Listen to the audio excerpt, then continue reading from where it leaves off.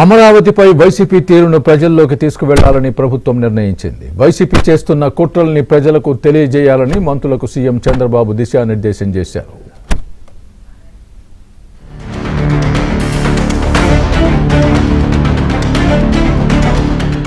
రాజధాని అమరావతిపై వైసీపీ దౌర్జన్యాన్ని ప్రజలకు తెలియజేయాలని మంత్రులు నిర్ణయించారు. పరామర్శలకు రౌడీ షీటర్లు టీడీపీ కేంద్ర కార్యాలయంపై దాడి చేసిన వారిని వైసీపీ ఎందుకు తీసుకెళ్లిందో తెలియజేయాల్సిన అవసరం ఉందని మంత్రులు అభిప్రాయపడ్డారు. దీనిపై విస్తృతంగా ప్రజల్లోకి తీసుకువెళ్లాలని, వైసీపీ కుట్రలను కూడా బహిర్గతం చేయాలని నిర్ణయించారు. అదేవిధంగా దళిత హోంమంత్రి అనితపై వైసీపీ నేత గుడివాడ అమర్నాథ్ చేసిన వ్యాఖ్యలను కూడా ప్రజల్లోకి తీసుకువెళ్లాలని భావించారు. దీనిపై ఇప్పటికే నేతలంతా మాట్లాడినప్పటికీ తెలుగుదేశం నిర్వహించే సమావేశాల్లో కూడా దీనిపై విస్తృతంగా మాట్లాడాలని నిర్ణయించారు. జనసేన అధినేత పవన్ కళ్యాణ్ పై వైసీపీ నేతలు చేస్తున్న విమర్శలను కులానికి పరిమితం చేసేందుకు చేస్తున్న ప్రయత్నాలను ఎప్పటికప్పుడు తిప్పికొట్టాలని కూడా మంత్రులు నిర్ణయించారు.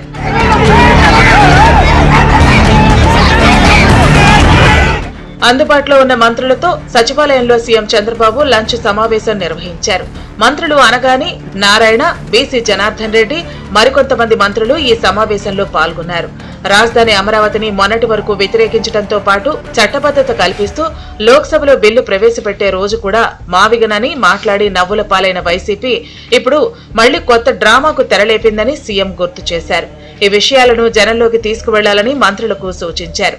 అసలు రాజధాని అమరావతిని తాము గుర్తించవని చెప్పి 3 రాజధానుల స్థానంలో మావిగనంటూ ప్రతిపాదించిన జగన్ ఇప్పుడు తాజాగా మళ్లీ రైతు పరిరక్షణ సమితి పేరుతో నేతలను పంపడం ఏంటని సీఎం ప్రశ్నించారు.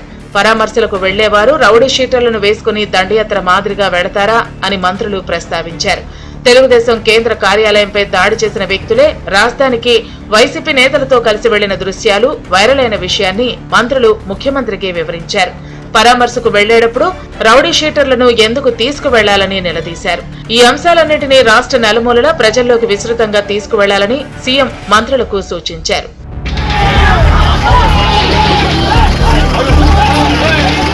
హోంమంత్రి అనితపై గుడివాడ అమర్నాథ్ వ్యాఖ్యలను విస్తృతంగా ప్రజల్లోకి తీసుకువెళ్లాలని మంత్రులకు సీఎం సూచించారు.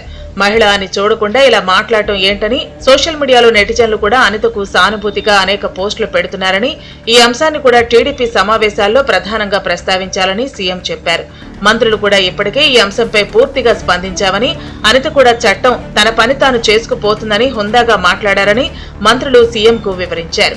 అనితను దూషించిన గుడివాడ అమర్నాథ్ వెళితే శభాష్ అంటూ జగన్ చేసిన వ్యాఖ్యలు పత్రికల్లో వచ్చాయని, ఇదేం పద్ధతి అని దీన్ని కూడా ప్రజల్లోకి తీసుకువెళ్లాలని మంత్రి అనగాని సీఎం చంద్రబాబు దృష్టికి తీసుకువెళ్లారు.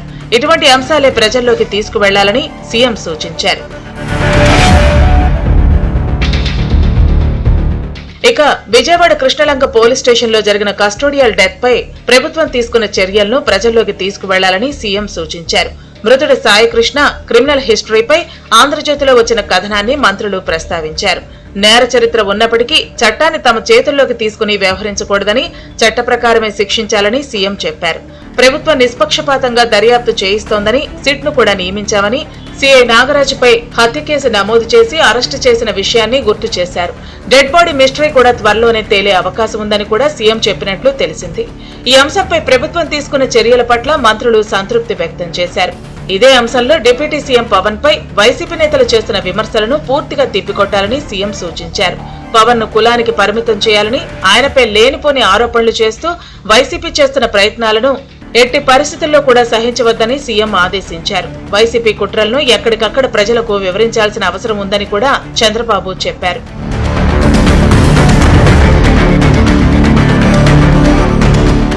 మరోవైపు రాయలసీమలో వైసీపీ నేతలు కొంతమంది క్రియాశీలకంగా మారుతున్నారని, అక్కడ టీడీపీ నేతలు ఢీ అంటే ఢీ అనేలా మాట్లాడాలని, కార్యకర్తలను కూడా సమన్వయం చేసుకుని ముందుకు వెళ్లాల్సిన అవసరం ఉందని సీఎం అభిప్రాయపడ్డారు. కొంతమంది టీడీపీ నేతలు రాయలసీమలో క్రియాశీలకంగా లేరని, ఇది మంచి పద్ధతి కాదన్నారు. త్వరలోనే అందరినీ పిలిపించి మాట్లాడతానని కూడా సీఎం చంద్రబాబు చెప్పారు.